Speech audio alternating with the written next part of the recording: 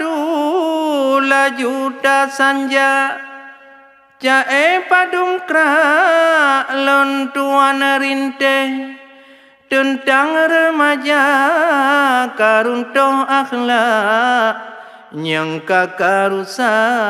wajib ta pugle karena yang ubit dan hieta gasa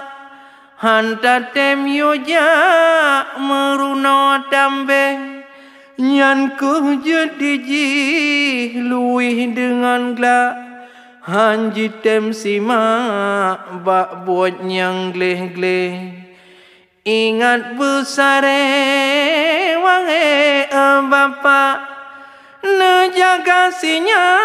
mantong hati gleh mulai fon ubit yang dieta aja Yoh mantong laga hati berusih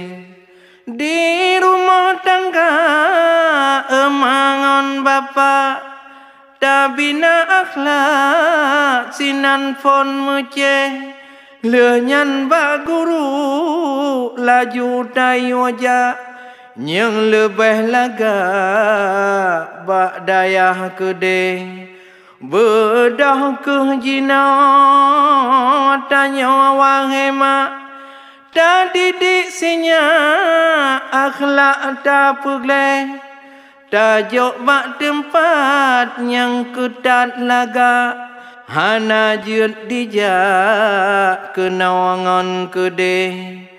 buat ngon si kula binayoh manya pasolam uta ilmu yang gleh wajib tanya si ta didik sinya beo hanjut gla wajib hai wari anak bercarang bengong hodija kadar belaga mangat bek faleh binayoh ubi jih budian akhlak raya haima iman halipe nyokan yoh ubi tawiyat ta aja raya tegla haleji pate masa mendidik ciknya yoh manya tujuh tolaya mantong hati gleh nyan masa yang diet lekiatan uta pua-pua yang tasa